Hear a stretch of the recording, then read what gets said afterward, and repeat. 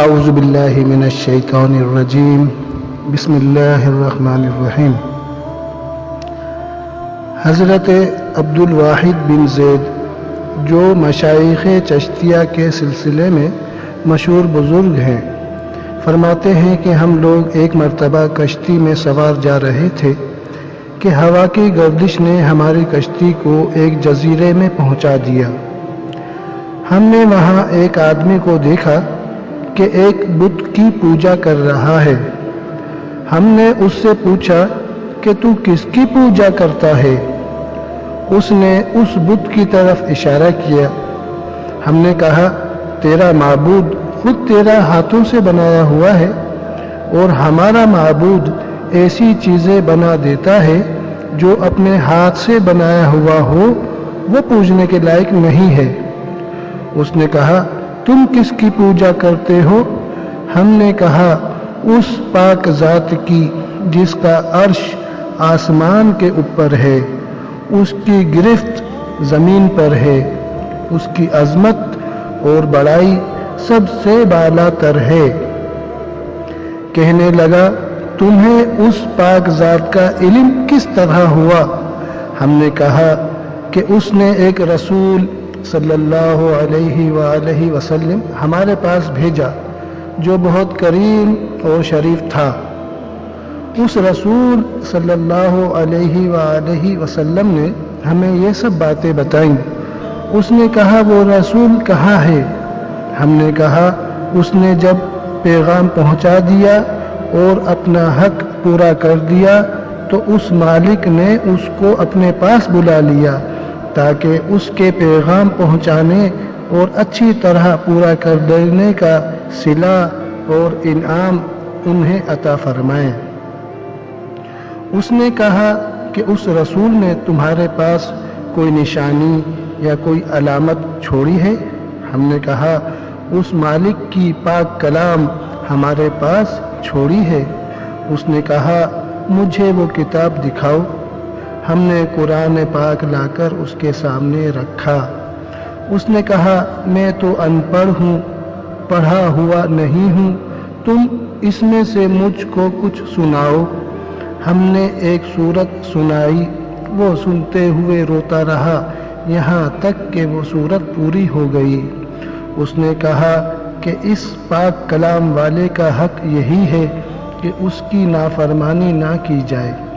اس کے بعد وہ مسلمان ہو گیا۔ ہم نے اس کو اسلام کے ارکان اور احکام بتائے اور چند سورتیں قرآن پاک کی اسے سکھائیں۔ جب رات ہوئی، عشاء کی نماز پڑھ کر ہم سونے لگے تو اس نے پوچھا کہ تمہارا معبود بھی رات کو سوتا ہے؟ ہم نے کہا، وہ پاک ذات حی قیوم ہے، وہ نہ سوتا ہے نہ اس کو اونگ آتی ہے۔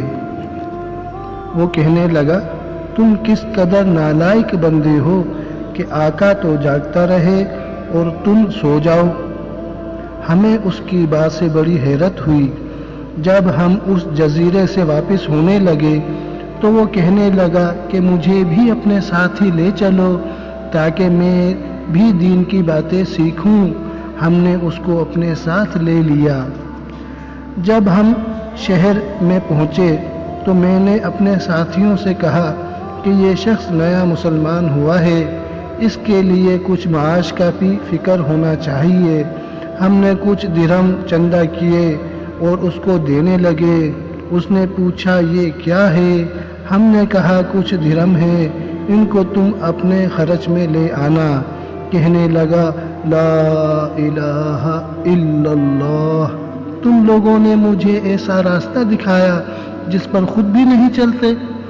میں ایک جزیرے میں تھا، ایک بت کی پرستش کرتا تھا، خدا پاک کی پرستش بھی نہ کرتا تھا۔ اس نے اس حالت میں بھی مجھے ضائع نہیں کیا، حالانکہ میں ان کو جانتا بھی نہ تھا۔ پھر وہ اب مجھے کیوں ضائع کریں گے جبکہ میں اب ان کو پہچانتا بھی ہوں، ان کی عبادت بھی کرتا ہوں۔ پھر کچھ دنوں بعد ہمیں معلوم ہوا کہ اس کا آخری وقت ہے، موت کے قریب ہے۔ ہم اس کے پاس گئے اس سے پوچھا کہ تیری کوئی حاجت ہو، کوئی ضرورت ہو تو ہمیں بتا۔ کہنے لگا میری تمام حاجتیں اور ضرورتیں اس پاک ذات نے پوری کر دیں جس نے تم لوگوں کو جزیرے میں میری ہدایت کے لیے بھیجا تھا۔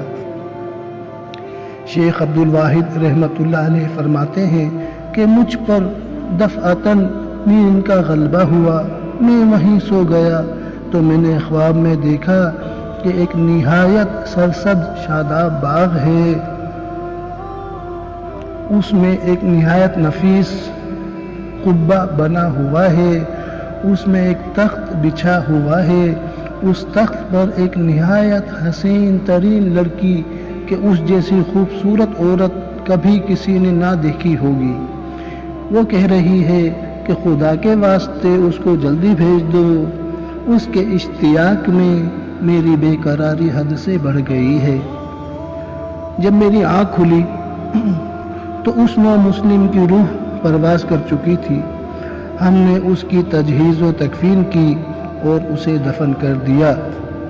جب رات ہوئی تو میں نے وہی باغ اور قبہ اور تخت پر وہ لڑکی اس کے پاس دیکھی، وہ یہ آیت شریفہ پڑھ رہا تھا جس کا ترجمہ یہ ہے کہ فرشتے ان کے پاس ہر دروازے سے آتے ہوں گے اور ان کو سلام کرتے ہوں گے جو ہر قسم کی آفت سے سلامتی کا مژدہ ہے، اور یہ اس وجہ سے کہ تم نے صبر کیا تھا اور دین پر مضبوط جمے رہے، پس اس جہان میں تمہارا انجام بہت بہتر ہے۔ حق تعالی شانہ کی عطا اور بخشش کے کرشمے ہیں کہ ساری عمر بت پرستی کی اور اس نے اپنے لطف و کرم سے موت کے قریب ان لوگوں کو زبردستی کشتی کے بے قابو ہو جانے سے وہاں بھیجا اور اس کو آخرت کی دولت سے مالا مال کر دیا۔